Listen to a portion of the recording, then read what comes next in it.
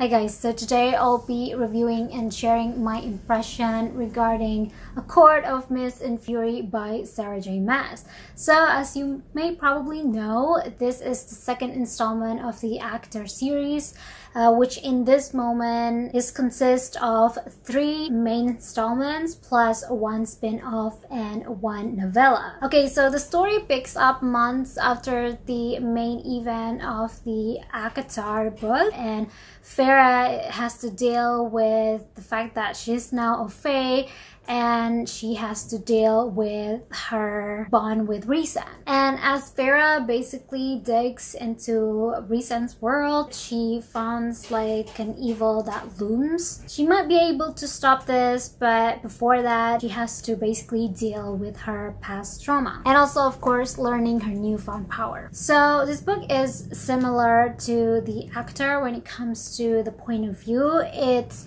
being told mainly from Farah's point of view, but in here I believe that we get just a little bit of Rhysand's point of view at the beginning and at the end. My problem with Farah's point of view persists. It feels like Farah is this untrustworthy narrator. She is very biased. Sometimes I am forced to feel a certain things with the characters. When it comes to cast, this book definitely has more in terms of quantity compared to the Akatar book. So we start to get to see more characters as we delve into Rhysand's world, the Night Court. We are introduced basically Rhysand's gang. It's called the Inner Circle. And of course, we get a lot about Rhysand. There is certainly an explanation why Rhysand is the way he is. He was quite an enigma in the first book. We don't really know his motivation that well, but in here it is explained.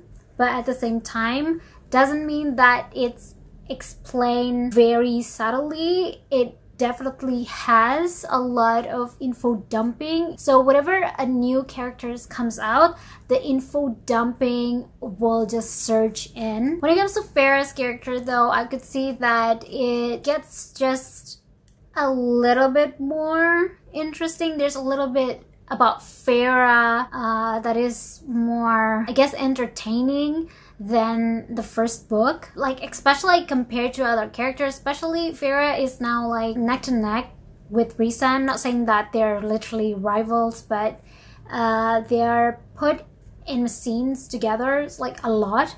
So sometimes it feels like Rhysand could really carries a scene. Like Sarah J. Maas really enjoyed writing Rhysand, whereas Farah is just kind of a character that exists. But at least compared to the Actor book, Farah gets more, I guess, arc. She has an arc in here-ish. So she does definitely learn something new, and quite happy to read how she basically deals with her past trauma through bonding with her newfound family. So now I can see Farah's hamartia, which is basically her lack of common sense, is being salvaged in here.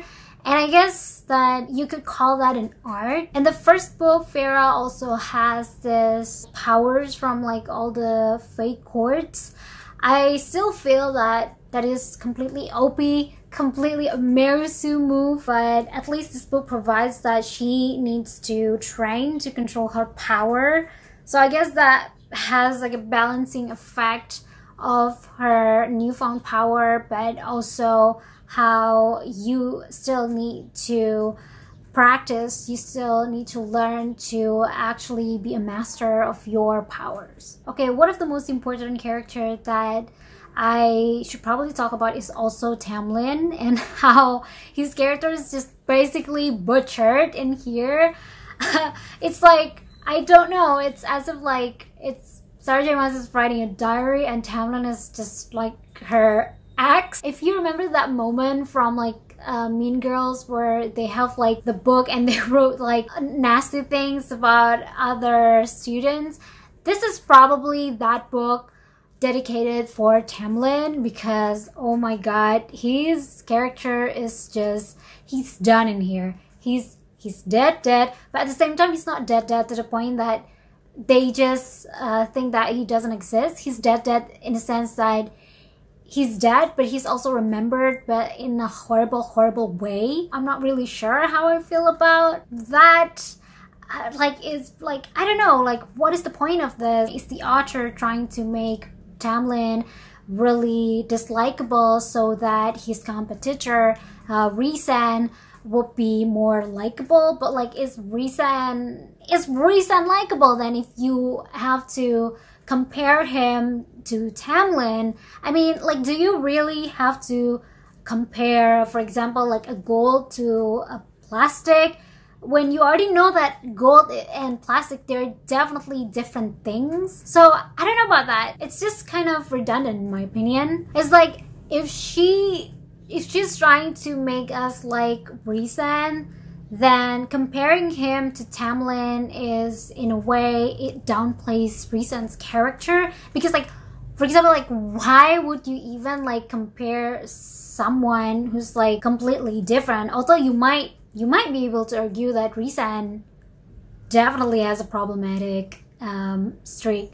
But like, if you're saying that Rhysand is like really good for Farah and Tamlin is like really bad, and it's just obvious that way, you don't have to explain it anymore. Okay, so I don't think this review will be complete if I don't talk about my boy Lucien. There's a lot of people who are disappointed with Lucien, but bear with me because I'm probably a Lucien apologist. Not probably, I am a Lucien apologist.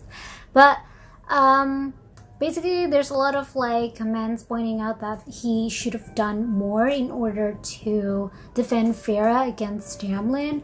And I think that, of course, that's like justified because Tamlin is definitely a wreck in here. In no way or form that I'm saying that he's a saint, even though that I still personally think that it's quite redundant to compare him with Rhysand because they're definitely two bunch of different people. That is very obvious. But when it comes to Lucien against Tamlin, I think that it will be a bit weird if, in terms of his characterization, if he just, you know, leave out Tamlin like that, especially the fact that they knew each other, Lucien and Tamlin, before even Farah was born. And like, I believe like Lucien and Tamlin has like an employee-employer relationship. So in a sense, it's just kind of weird to meddle on your boss relationship. Yeah, so I could definitely see why he was a bit hesitated to do anything at all with their personal relationship. We also have another new character here called Ayanthi. I am so sorry if I'm pronouncing that name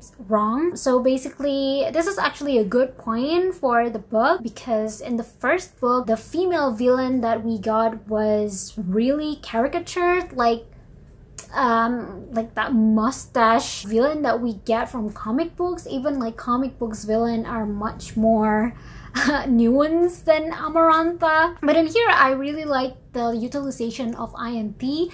This is probably going to be one of the rare moments when I agree with Sarah J. Maas, when I would wholeheartedly agree with her order of hating Ayanthi as a character. Even though her characterization is just standard, you know, like a pretty face with, you know, that foxy undertone, like she appears like she's innocent but she's actually very manipulative. It's quite a trope, but I really like how it is being executed. And in this case, Farah's biasness, Farah's anger towards her is really justified. So yeah, when she basically kind of like persuade me as a reader to not like Ayanthi, I am convinced with that. Of course, in here we also get Rhysand's gang, which is the inner circle. So I really like that at least they are very different from one another. So it's not the most difficult thing to distinguish them one another.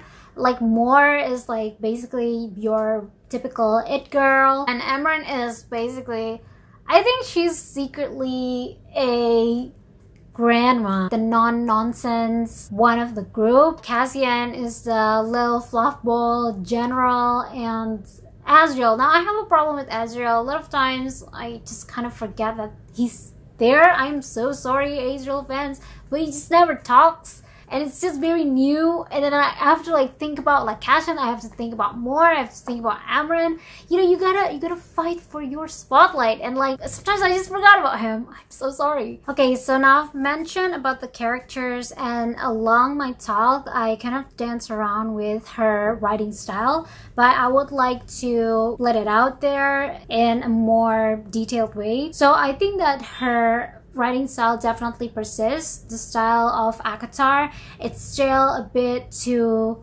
long, it's still trying to be a bit too flowery, but at the same time it is quite accessible because of its redundancy, ironically. So you could just basically zone out for like 1 or 2 pages and you would still be able to understand the story, because he still basically talks about the same thing for 2 pages long. There's basically a really basic writing mistake in here as well, like show don't tell, and Sarah J. Maas definitely tell, don't show. For example, Rhys-Han told Farah regarding his backstory. Also, the character Suriel, oh yeah, that character is made just for the sake of info dumping purpose, and it really shows. And it's like, it's so funny how convenient it is. Like every time Farah asks them something, it's like they're having this actors on actors interview, like just a really short question, and then the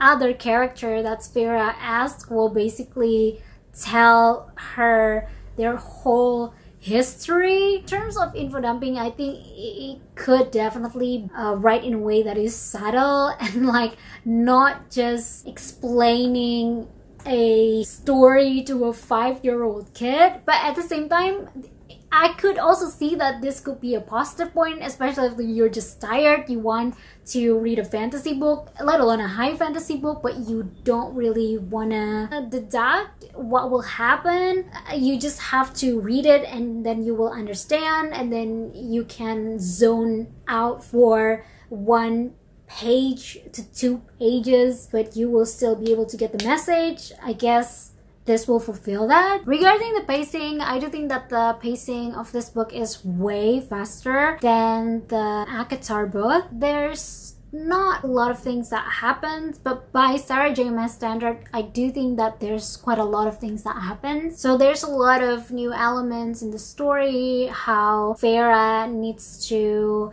train, how Farah needs to deal with her internal struggle from her trauma. And then there's also like the political intrigue, plot about the mortal queen, and also she adds more fantastical elements like the bone carver. So there's definitely more going on in here that as a reader I'm quite happy about it, so that it doesn't get boring. But I do say that the new elements are quite predictable. Who's gonna turn evil? Who is actually evil? Regarding the world building, it's not the most groundbreaking or anything, but there is a part that I quite like, which is basically the starfall. So the description of the place is really beautiful. The description of Farah's dress is really easy to picture as well, especially from a reader's perspective that's not the most expert when it comes to imagining like physical characteristics of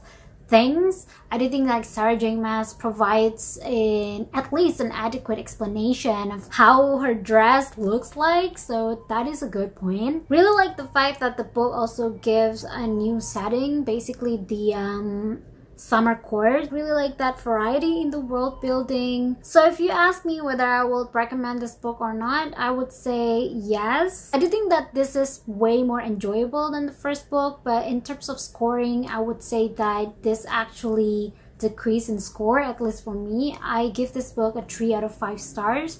So it's not like a high score, but it's not like a bad score either. It's just, I'm just kind of lukewarm about it. Well, maybe just a little bit positive, because 3 stars on a 100 scale is basically 60%. It's an okay book. There's parts that I really like. I actually like this book more than I like Akatar. I do give Akatar a higher rating because to trilogies is that the first one I'm basically very easy on them, but this one is that even though I like it more personally, but I could really give it more than 3 stars because the writing problems persist, and it's already the second book, and the expectation to have it fixed is also higher, but it doesn't really deliver in here. But as for the recommendation though, I will still recommend this. And if you are looking for smut, you definitely got it here. There's not that many smutty scenes, but compared to the first book, it is definitely more. I do think that the chemistry between the two characters is much more palpable as well. I can't really tell you what to do, what to read and what to not read. I'm not your parents, but maybe if you're like on the younger side, I don't think this will be the most appropriate because the smut scene is rather explicit, so bear in mind. Okay, so that was today's review regarding A Court of Mist and Fury by Sarah J. Maas. I hope that this review will help you in determining whether this book is worth your time or not. Please let me know in the comment section below if you're planning to read this book, or if you read this book, what do you think about this? For now, I would like to sign off, but before that, I would like to thank everyone who made it to the end. Thank you guys so much for watching, and may your tea will always stay warm for reading.